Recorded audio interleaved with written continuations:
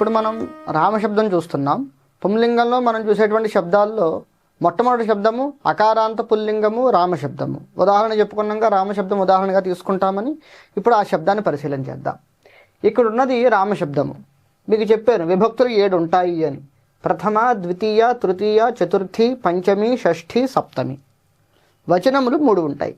ఏకవచనము, ద్వివచనము, బహువచనము అని. ఇది వచనములు. ఏకవచన, ద్వివచన, బహువచనములు. ఇవి విభక్తులు ప్రథమ నుంచి సప్తమి.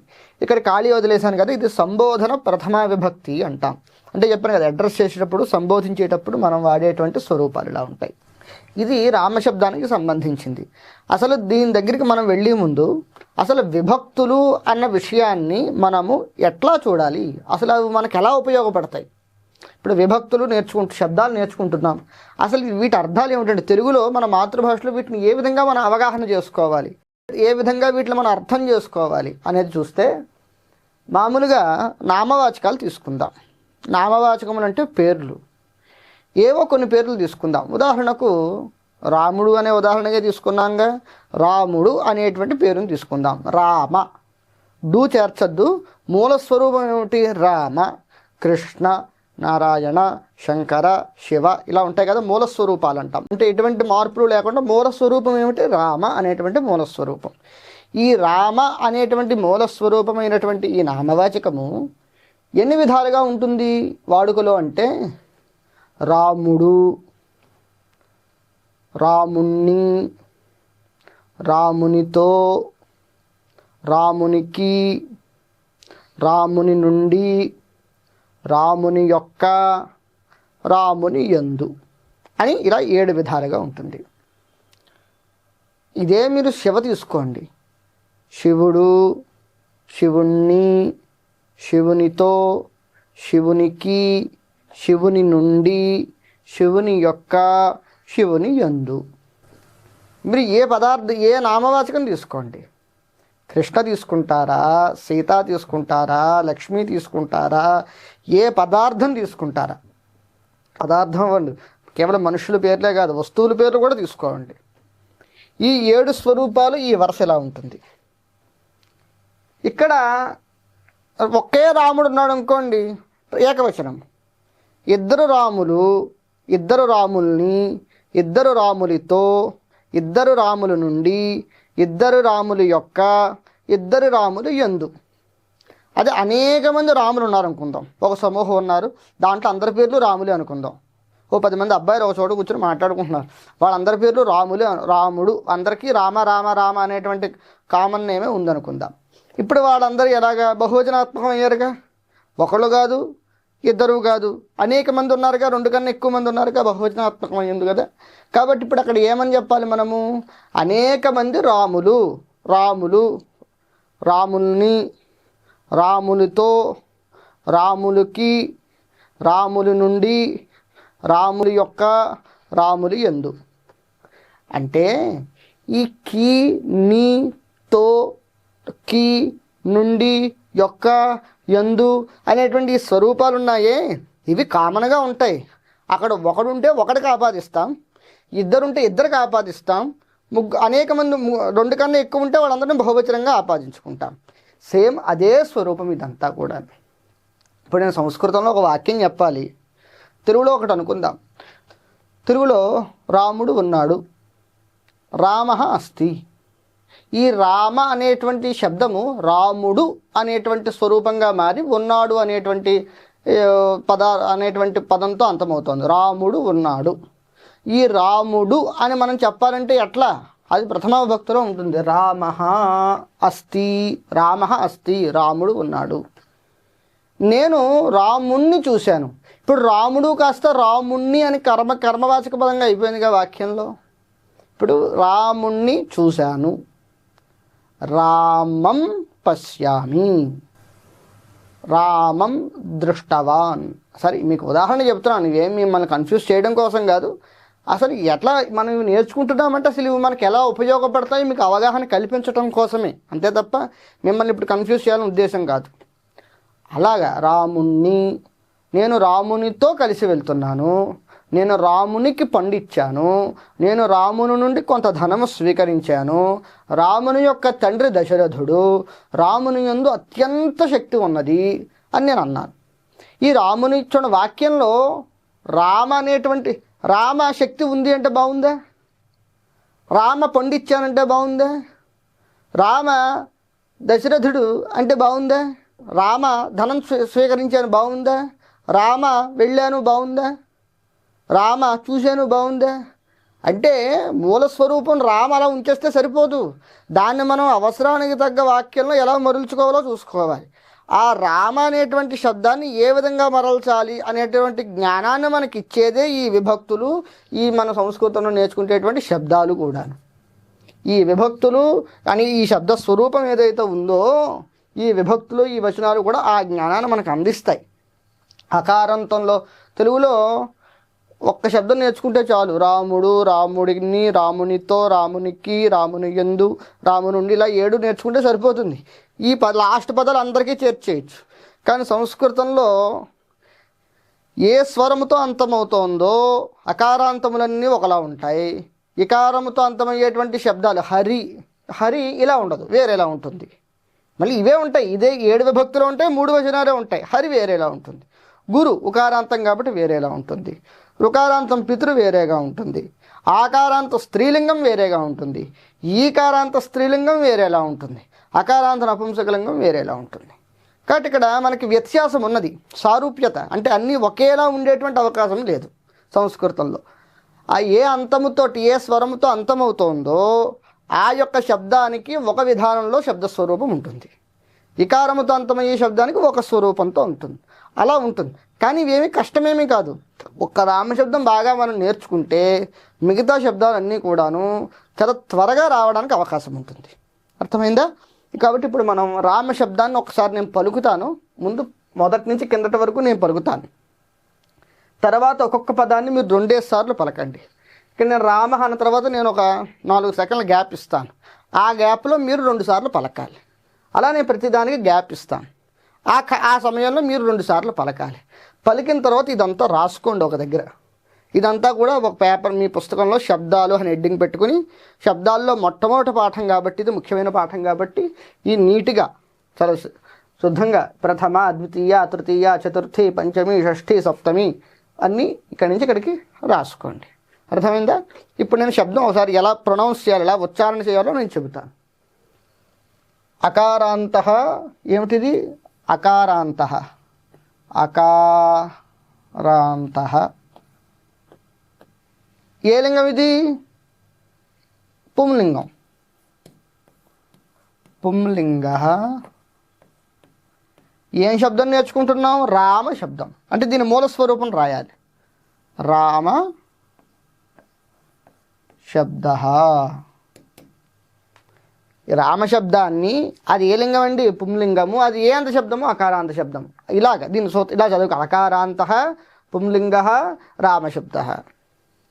రామః, రామౌ, రామాః, రామం, రామౌ, రామాన్, రామేణ, రామాభ్యాం, రామైః, రామాయ, రామాభ్యాం, రామేభ్యః, రామాత్, రామాభ్యాం, రామేభ్యః, రామస్య, రామయోః, రామాణాం, రామే, రామయోః, రామేషు. హే రామ, హే రామౌ, హే రామాః. హే రామః రాదు, హే రామ విసర్గ ఉండకూడదు, చూసుకోండి. సంబోధన ప్రథమా విభక్తి అంటే ఏమీ లేదండి. ఈ ప్రథమా విభక్తికి హే చేర్చటమే, అంతకన్నా ఇంకోటి ఏం లేదు. హే, హెచ్ఈవై అంటాం కదా ఆంగ్లంలో. హలో, హే అని పిలుస్తామా ఇంకా ఆంగ్లంలో? సంస్కృతంలో హే రామ, ఓ రామా అని అంటమాట. సంబోధించటం, ఓ రామా అని సంబోధించేటప్పుడు మనం ఈ విభక్తి స్వరూపాన్ని వాడాల్సి ఉంటుంది. ఒక్కొక్క రోగానికి ఒక్కొక్క మందు ఉంటుంది. అన్ని రోగాలకు కలిపి ఒకే మందు ఉంటుందా? ఉండదు కదా. కాబట్టి ఒక్కొక్క విభక్తికి ఒక్కొక్క అర్థం ఉంటుంది. అన్ని విభక్తులకి ఏకార్థములు ఉండవు, ఒకే పదము అన్ని విభక్తుల అర్థాలు ఇవ్వదు. అన్నీ విభిన్న రూపాలతో ఉంటుంది, విభిన్న వచనాల్లోనూ విభక్తుల్లోనూ ఉంటుంది, గుర్తుపెట్టుకోవాలి. సరే, ఇప్పుడు దీని అర్థం చెబుతాను. రామ, రాముడు అనుకున్నాంగా. మనం తెలుగులో డూము ఊలు ప్రథమా విభక్తి చెప్తున్నాంగా, అదే సూత్రం అండి. ఆ సూత్రం ఎక్కడా మారదు, అదే సంస్కృతానికి వర్తిస్తుంది, ఎటువంటి భేదము లేదు. అందరికీ డూము ఊలు ప్రథమా విభక్తి మనం నేర్చుకున్నాంగా చిన్నప్పుడు. ఆ విభక్తులు తెలుసుకుంటే ఇవి చాలా సులువు. విభక్తులు తెలుసుకోవాలంటే ఆ స్వరూపాలు తెలుసుకుంటే చాలు. ఈ విభక్తులు కూడా అవే అర్థాన్ని ఇస్తాయి, విపరీతార్థాన్ని ఏమివ్వ, అవే అర్థాలు వస్తాయి మీకు. రామ, రాముడు, రామౌ, ఇది ఏ వచనం గుర్తుపెట్టుకోండి. ఇది ఏకవచనము, ఇది ద్వివచనము, ఇది బహువచన కోలములు కదా, అలా గుర్తుపెట్టుకోండి ముందు. రామ, రాముడు, రామౌ, ఇద్దరు రాములు, ద్వివచనం కదా. రామాహ, అనేక మంది రాములు. రామం, రాముణ్ణి. రామౌ, ఇద్దరు రాముల్ని. రామాన్, అనేక మంది రాముల్ని. రామేణ, రామునితో. రామాభ్యాం, ఇద్దరి రాములతో. రామై, అనేక మంది రాములతో. రామాయ, రామునికి. రామాభ్యాం, ఇద్దరు రాములకు. రామేభ్య, అనేక మంది రాములకు. రామాత్, రాముని నుండి. రామాభ్యాం, ఇద్దరు రాముల నుండి. రామేభ్య, అనేకములైనటువంటి రాముల నుండి. రామస్య, రాముని యొక్క. రామయోః, ఇద్దరు రాముల యొక్క. రామాణం, అనేక మంది రాముల యొక్క. రామే, రాముని యందు, రామునిలో, రాముని పైన అనేటువంటి అర్థం మాట. రాముని యందు. రామయోః, ఇద్దరు రాముల యందు. రామేషు, అనేకములైనటువంటి రాముల యందు. ఇది గుర్తుపెట్టుకోవాలి. హే రామ, ఓ రామ. హే రామ, ఓ ఇద్దరు రాముల్లారా. హే రామ, ఓ అనేక మంది రాముల్లారా. కాబట్టి ఏమండి అంతమంది రాములు ఉండడానికి అవకాశం ఉంటుందా? నిజానికి రామ అనేటువంటి పేరు పెట్టుకున్న వాళ్ళు ఆంధ్రాలో చాలామంది ఉంటారు. అందరూ ఒకచోట ఉంటే మనం ఇవన్నీ వాడాల్సి వస్తుంది.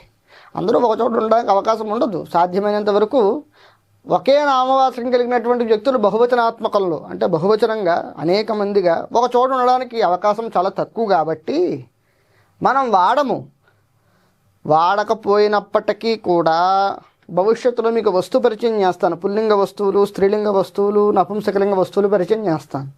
ఆ పరిచయం చేసేటప్పుడు వాటికి ఖచ్చితంగా ఈ స్వరూపాలు అవసరమవుతాయి. కాబట్టి ఖచ్చితంగా మనం ఇక్కడ చివరి నుంచి చివరి వరకు నేర్చుకోవాలి. అర్థమైందా? ఇప్పుడు నేను గ్యాప్ ఇస్తాను, ఆ గ్యాప్లో మీరు ఉచ్చారణ చెద్దరుగాని. శుద్ధమైన ఉచ్చారణ సంస్కృతానికి చాలా ముఖ్యం. మన ఉచ్చారణ శుద్ధంగా లేకపోతే మనం తప్పు రాస్తాం. మనం ఎలా పలుకుతామో అలాగే రాయాల్సి ఉంటుంది సంస్కృతంలో. రామ, రామౌ, రామాః, రామం, రామౌ, రామాన్, రామేణ, రామాభ్యాం, రామైః, రామాయ, రామాభ్యాం, రామేభ్యః. శుద్ధంగా పలకండి. రామాత్, రామాభ్యాం, రామేభ్యః. రామస్య, రామయోః, రామాణం, రామే, రామయోః, రామేషు. హే రామ, హే రామౌ హే రామాః. ఇది శబ్దం ఇలా ఉంటుంది. ఈ శబ్దం 21 ఉంటాయి. ఇవి 3, ఇవి 7. ఇది నేను కౌంట్ చేయట్లా. ఇది కౌంట్ చేయకపోతే మనకు అన్ని రావు. 21, 22, 23, 24 వస్తాయి. మనం నేర్చుకునేవి ఇది 3, ఇవి 7 కాబట్టి మొత్తం 21. 7, 3, 21 ఇలా అనుకుంటే, దీన్ని మీరు పదంగా నేర్చుకుంటే ఏమవుతుందో తెలుసా? 21 శబ్దాలు నేర్చుకుంటున్నామనే భావన ఏర్పడుతుంది. అదే ప్రతిదాన్ని ఒక లైన్గా మీరు చదవడం అలవాటు చేసుకుంటే అది మీకు 7 వాక్యాలు చదువుతున్నట్టు మీకు భావన ఏర్పడుతుంది. 7 వాక్యాలు చదవటం సులువా, 21 పదాలు చదవటం సులువా అంటే 7 వాక్యాలుగా చదవటమే సులువు. ఉదాహరణకి చెబుతాను. లలితా సహస్రనామం ఉంటుంది. ఎన్ని సహస్రం అంటే 1000. శ్రీమాతా శ్రీ మహారాజ్ఞి శ్రీమత్ సింహాసనేశ్వరి అని ప్రారంభం అవుతుంది. చిట్ట చివర శ్రీ మహా త్రిపుర సుందరి చిట్ట చివర అంతమవుతుంది. ఎన్ని పేర్లు ఇవి? 1000. అవునా? ఈ 1000లో శ్రీమాత్రే నమః, శ్రీ మహారాజ్ఞి నమః, శ్రీమత్సింహాసనేశ్వర్యై నమః, చిదగ్నిగుండ సంభూతాయై నమః అని ఇలా పేర్లుగా నేర్చుకునేటప్పుడు నేర్చుకున్నాం అనుకోండి, 1000 నామాలు నేర్చుకోవడానికి మీకు సంవత్సరం కాలం పట్టొచ్చు. అదే శ్రీమాతా శ్రీ మహారాజ్ఞి శ్రీమత్సింహాసనేశ్వరి చిదగ్నిగుండ సంభూత దేవకార్య సముద్యత అని ఇలా స్తోత్రంగా అంటే ఒక్క వాక్యంగా మనం నేర్చుకుంటే 10 రోజుల్లో మనకి సహస్రనామ స్తోత్రము కంఠస్థం అవడానికి అవకాశం ఏర్పడుతుంది. ఏది సులువు? మీరే ఆలోచించండి. మీలో ఎంతమందికి సహస్రనామ స్తోత్రం వచ్చు?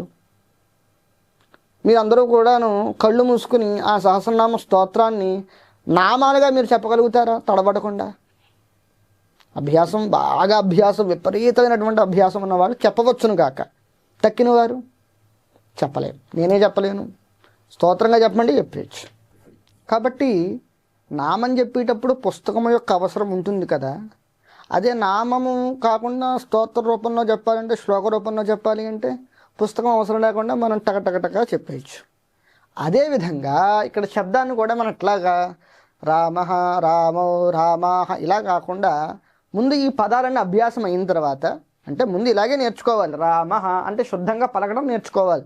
మనకు పలకటం వచ్చింది అన్న విషయం మనకు అర్థమైన తర్వాత మనం ఏ విధంగా నేర్చుకోవాలి ఈ శబ్దాన్ని అంటే, రామః రామౌ రామాః, రామం రామౌ రామాన్, రామేణ రామాభ్యాం రామైః, రామాయ రామాభ్యాం రామేభ్యః, రామాతు రామాభ్యాం రామేభ్యః, రామస్య రామయోః రామాణాం, రామే రామయోః రామేషు. ఇలా వాక్యంగా నేర్చుకుంటే ఒక విభక్తి ఒక వాక్యంగా 7 విభక్తులు 7 వాక్యాలతో చేరిపోతుంది. ఏ శబ్దమైనా ముందు మీరు ఏం చెయ్యాలి? ఆ శబ్దంలో ఉన్నటువంటి ప్రతి పదము మనం శుద్ధంగా పలుకుతున్నామా లేదా అన్నది చూసుకోవాలి. శుద్ధంగా పలికే వరకు పదం అభ్యాసం చేయాలి. శుద్ధంగా పలకడం మనకు వచ్చింది అన్న తర్వాత ఇలా వాక్య రూపంలో అభ్యాసం చేస్తే శబ్దము తొందరగా కంఠస్థమవుతుంది, తొందరగా మనకి ధారణ అవుతుంది. అండ్ ఇంకో విషయం మీకు చెప్పాలి. ఈ అకారాంతః పుంలింగః రామశబ్దః, ఈ రామశబ్దం మీరు నేర్చుకుంటే అకారాంతముతో అంతమయ్యి పుల్లింగ శబ్దాలు అన్నీ కూడాను ఇలాగే ఉంటాయి. మళ్ళీ శంకరః అన్నాను, శంకర అది కూడా అకారమేగా.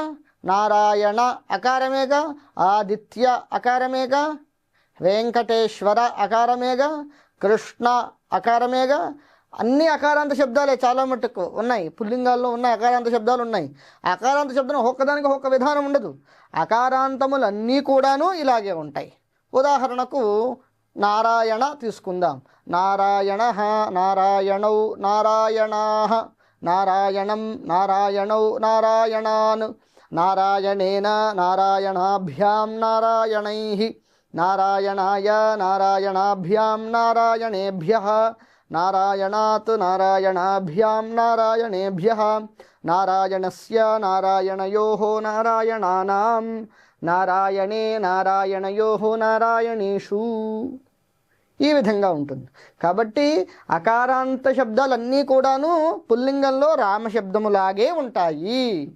ఇది గుర్తుపెట్టుకోండి. అర్థమైందా? కాబట్టి ఈ అకారాంత శబ్దం మనకు అభ్యాసం అయిన తర్వాత మనం తర్వాత చూడబోయేటువంటి శబ్దము ఇకారాంత శబ్దము. దానికన్నా ముందు ఈ రామశబ్దము మనం క్షుణ్ణంగా అధ్యయనం చేయాలి. బాగా వచ్చిన తర్వాతే ఇకారాంత శబ్దంలోకి వెళ్దాం. జగితు సంస్కృతం, జగితు భారతం.